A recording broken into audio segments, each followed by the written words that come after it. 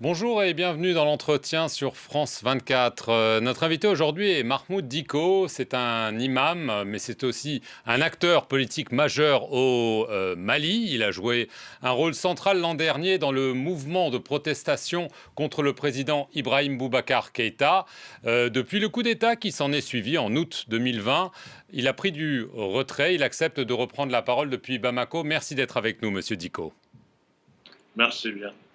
Alors, il y a quelques jours, après des mois de silence, vous avez publié un manifeste pour la refondation du Mali, dans lequel vous expliquez que la situation du pays est périlleuse et vous appelez un nouveau pacte républicain. Je vous cite. Alors, une question très simple. Est-ce que, d'après vous, le Mali est au bord du gouffre? Le Mali, effectivement, est dans une situation qui n'est pas tellement souhaitable, même si on n'est pas dans le gouffre. Je pense aujourd'hui que pour quelqu'un qui est un observateur avisé, nous devrons vraiment faire en sorte que la situation ne puisse pas perdurer de la même manière. C'est pour cela que je publié ce manifeste pour faire vraiment un appel à l'endroit d'abord de mes concitoyens pour qu'on puisse vraiment se mettre ensemble, tous, parce que seuls unis, on peut vraiment relever les défis qui sont devant le peuple malien. Dans peu de temps, peut-être que la communauté internationale va nous demander d'aller à des élections. Nous allons à des élections pendant que le tissu social est complètement abîmé et que les forces politiques sont dispersées. Je pense réellement que la situation mérite qu'on se mette ensemble pour voir ce qu'il faut faire avant de futures élections. C'est cela, en réalité, le sens que je donne à ce manifeste.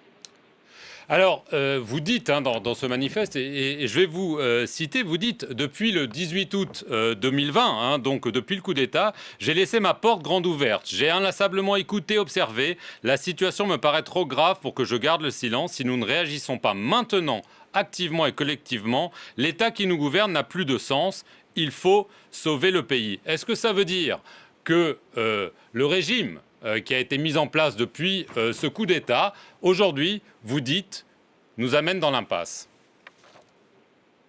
Écoutez, c'est la situation certainement qui peut nous amener dans l'impasse parce que, vous savez, le coup d'État devrait être un moment et une occasion pour euh, sceller une certaine réconciliation entre l'armée et le peuple malien.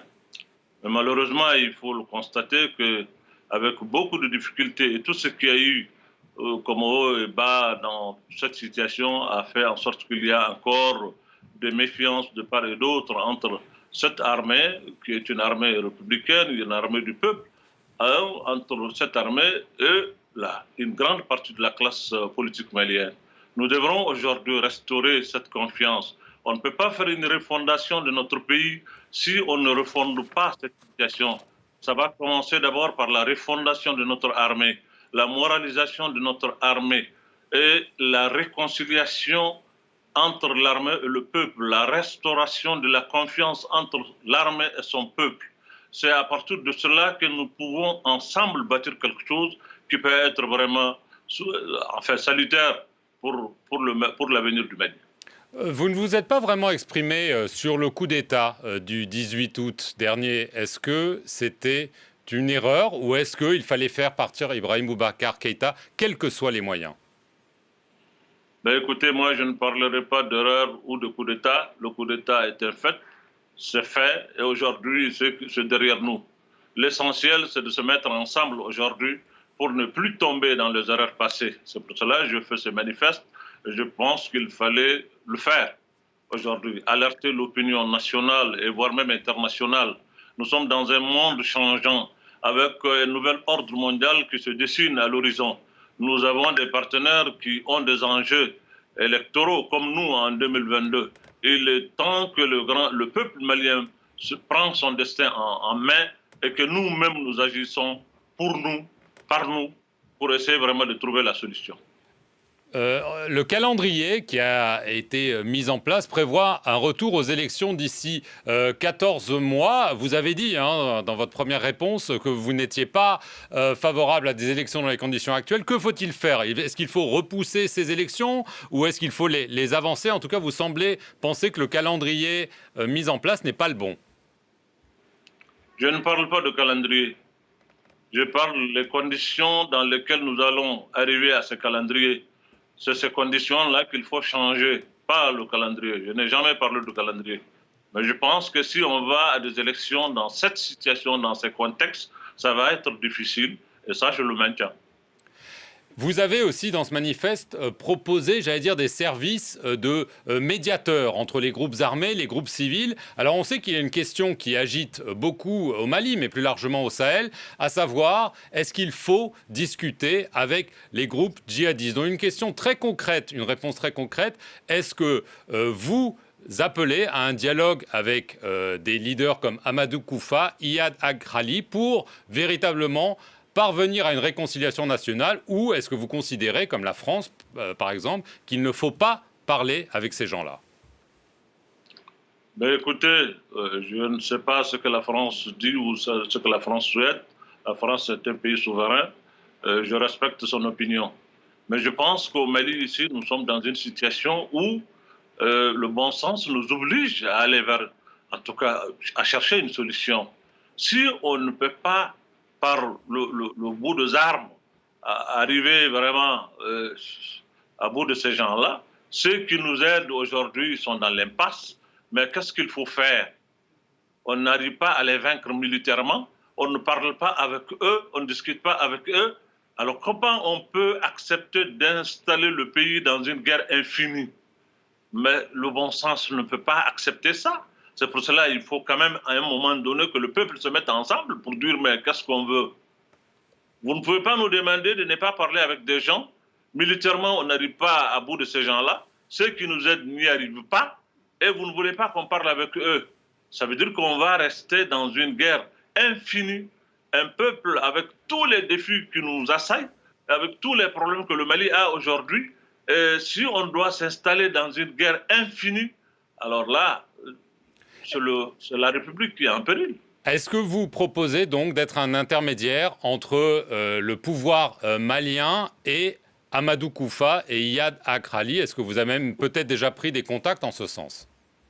Parce que pourquoi vous parlez seulement d'Iyad et d'Amadou Koufa? Les acteurs sont nombreux. Le problème entre les différentes communautés sont là, qui nous assaillent. Moi, ça me préoccupe plus que toute autre chose. Des gens qui ont vécu ensemble pendant des millénaires, des siècles, aujourd'hui qui s'entredéchirent. C'est vraiment l'avenir même de la nation qui est en péril quand les communautés composantes de cette nation aujourd'hui s'entretuent. Il faut trouver une solution. Il faut parler avec eux au moins, ces acteurs qui sont sur le terrain. Et je pense réellement que ce n'est pas au-dessus de nos moyens. Et est-ce que vous voulez le faire, vous? Mais moi, je ne suis qu'un individu, ce n'est pas moi, c'est le peuple malien qui décidera de qui doit faire quoi. Mais il faut qu'on se mette ensemble au moins pour définir ça. Est-ce que vous avez un agenda caché? Est-ce que vous êtes imam? Vous êtes un acteur politique de poids? Est-ce que vous avez des ambitions politiques? Évidemment, la question revient. Je vois que vous souriez, mais c'est une vraie question. Ben, écoutez, cette affaire d'agenda caché, c'est ça qui hante tout le monde. Je n'ai pas d'agenda caché, je le dis, je n'ai pas d'ambition personnelle qui est là, je ne suis pas quelqu'un de partisan. Non, ce qui me préoccupe aujourd'hui, c'est le sort de mon peuple, de mon pays, de ce milliers de personnes qui vivent la misère noire, qui sont dans des situations difficiles de précarité qu'on ne peut pas expliquer aujourd'hui. Ils n'ont pas l'eau potable, ils n'ont pas la santé, ils n'ont pas l'éducation. Il y a des milliers de villages aujourd'hui qui n'ont pas d'école, qui n'ont pas de centre de santé, qui n'ont pas d'eau potable. Mais quel agenda cherche-t-on quand on a un peuple comme ça et on n'arrive pas vraiment à trouver une solution? Quel est l'agenda que moi je vais cacher? Pourquoi cacher un agenda si je l'ai? Je suis un citoyen libre de ce pays. Si j'ai un agenda, je n'ai pas besoin de le cacher. Ibeka, l'ancien président, vous l'aviez soutenu, puis vous l'avez critiqué, et peu avant sa chute, il vous a accusé de vouloir, je le cite, instaurer par la force une république islamique au Mali. On vous sait proche de l'Arabie saoudite, donc une question très simple. Vous parlez de manifeste républicain. Est-ce que vous êtes en faveur d'un État laïque au Mali? Est-ce que vous pouvez clarifier votre position à ce sujet? Pourquoi vous voulez me singulier tout le temps? Moi, je fais partie d'un ensemble qui est le Mali. C'est le peuple malien qui décidera de ce qu'il veut. Ce n'est pas l'imam Diko qui va imposer. J'ai beaucoup de respect pour mon grand frère, l'imam, l'ancien président Ibrahim Bakar Keïta, que j'estime beaucoup, que j'aime bien. Il a dit ce qu'il a dit, c'est sa pensée, je respecte sa pensée. C'est un droit pour lui de critiquer ou de penser ce qu'il veut. Mais je crois qu'il me connaît mieux que beaucoup de gens. Si j'avais cet agenda, je n'étais pas obligé, moi, de transformer les mosquées en QG pour lui et les lire, lui qui n'a pas de projet de société islamique. Mais maintenant, il est libre de penser ou de dire ce qu'il veut. Mais je veux tout simplement vous dire, être proche de l'Arabie saoudite ne veut pas dire qu'il faut transformer le Mali pour en faire autre chose que les Maliens eux-mêmes ne décident pas. Non, moi j'ai beaucoup de respect pour ce peuple malien. C'est un grand peuple, c'est une grande nation. Je sais qu'aujourd'hui, nous sommes dans des difficultés, mais nous avons les ressources vraiment pour pouvoir arriver à bout de ça. Et j'aime à le dire tout le temps que si on interroge le génie malien, il nous sortira certainement la solution pour trouver la voie. Dernière question, Monsieur Diko. Exactement, qu'est-ce que vous préconisez de façon très concrète? On sait que vous préconisez un dialogue, mais bon, ça, ce sont des mots, mais des actes. Qu'est-ce que vous préconisez dans les semaines, dans les mois à venir?